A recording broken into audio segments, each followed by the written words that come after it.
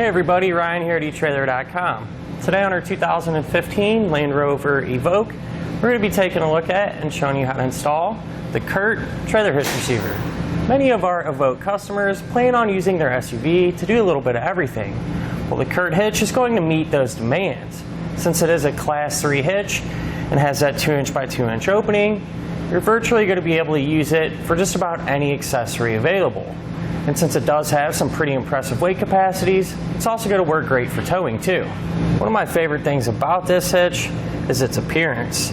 It is going to have a hidden cross tube, so really the only thing you're going to be able to see is the receiver tube opening. And it's going to have a nice gloss black powder coat finish, and just overall it looks really good in my opinion on the back of our Evoke.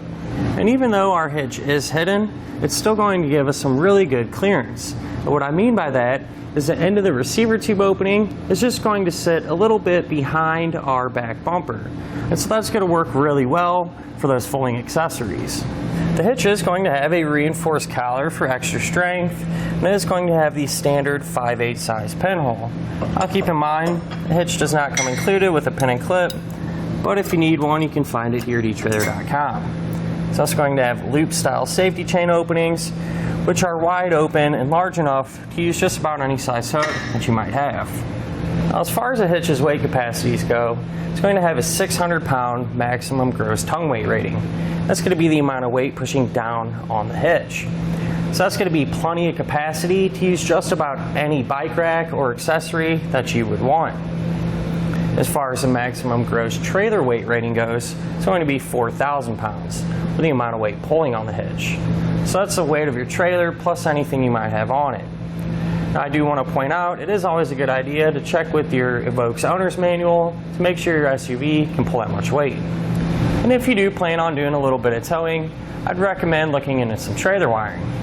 Some of our customers that are doing some towing and have a trailer with electric brakes have asked about a brake controller that would be a good choice for the Evoke.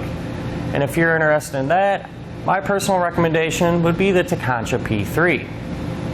Now I'm going to give you a couple of measurements, and you're going to use these to help figure out which hitch mounted accessories to get. From the ground to the top inside edge of our receiver tube opening, it's going to be about 12.5 inches. So chances are pretty good you're going to need to get a ball mount with a rise. From the center of the hitch pinhole to the edge of a rear bumper, that's going to be about 5 inches. And you're going to use that to figure out if any folding accessories you might have can be stored in the upright position without contacting the bumper. Some Evoke owners said that they had a little bit of trouble getting this hitch installed, but it's really not all that bad, and I'll walk you through how to do it. Speaking of which, let's go ahead and put it on together now. To begin our installation, we're first going to start by removing a heat shield right here behind our muffler.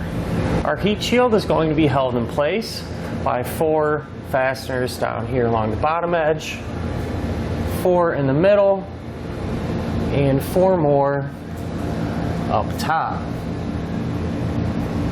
Now they're either going to be 10mm bolts or a T30 Torx bit. Now something I do want to point out, your heat shield may look a little bit different. In this case, our customer actually had a factory hitch option that was on the vehicle here, which he decided to remove and go with this style of hitch. But either way, the heat shield is going to be removed the same way, regardless if you have that factory hitch option or not.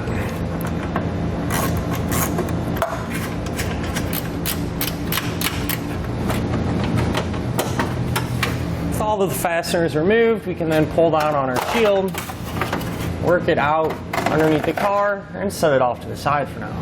Now we're going to need to lower our exhaust, but before we do that, it's a good idea to use a strap. We'll run it from side to side. That way when we do lower the exhaust, it doesn't come falling down, and we can control the speed on how fast we let it down. To lower our exhaust, we're going to have to remove 3 rubber isolator hangers. We're going to have 2 over here on the passenger side, 1 here and 1 here. And to get those off, what you're going to do is spray them down with some penetrating oil or even some soapy water. You get a pry bar and just work that hanger off of our exhaust.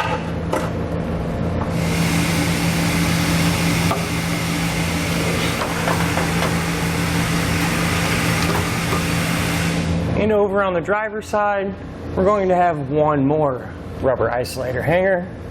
And I'll use that same pry bar method to get it removed.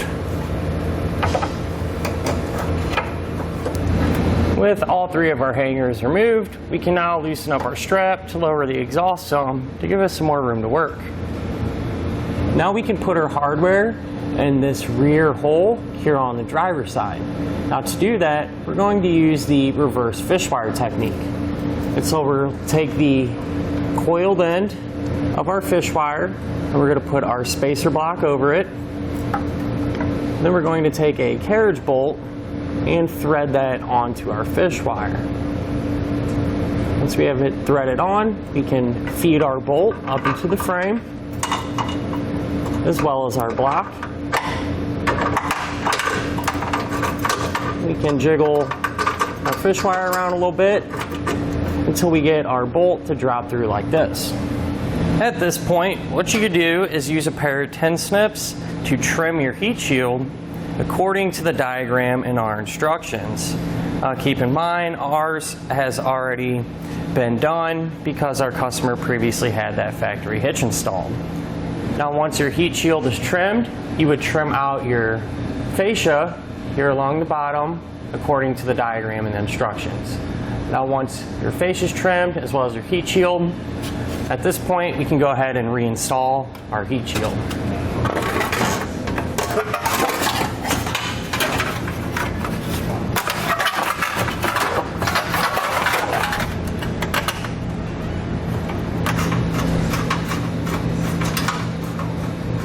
Now before we put our hitch in place, I'd like to point out our attachment points and the hardware that we're going to be using. Over here on the passenger side, we're going to have 3 attachment points. One here, here, and here. And the hardware that we're going to use will be the same for all 3. And it's just a simple bolt. So once our hitch is in place, we'll secure it to our car by threading all 3 bolts in. And over on the driver's side, we're going to have 2 attachment points. We're going to use our bolt here and this hole here. Now for this hole, what we're going to do is take our long bolt and a conical tooth washer to secure the hitch up to the car. Now with these conical tooth washers, you want to make sure that the teeth are going to face up towards the hitch. So it'll go on like this.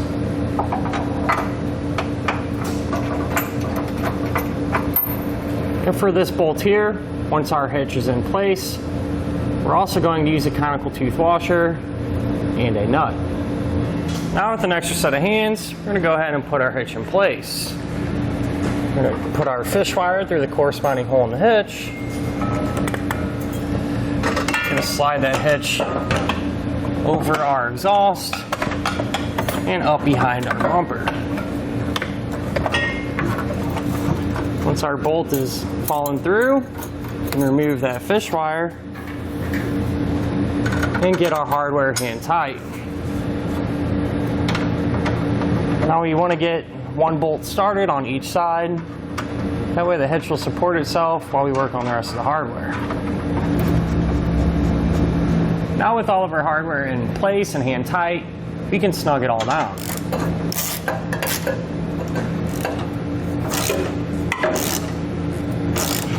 Now we can use a torque wrench to tighten all of our hardware down to the specification found in our instructions.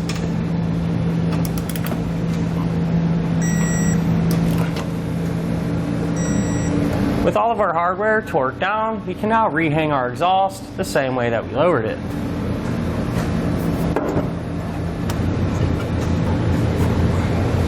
And finally, with the exhaust supporting itself, we can remove our strap. And that'll do it for our look at and our installation of the CURT Trailer Hitch Receiver on our 2015 Land Rover Evoque.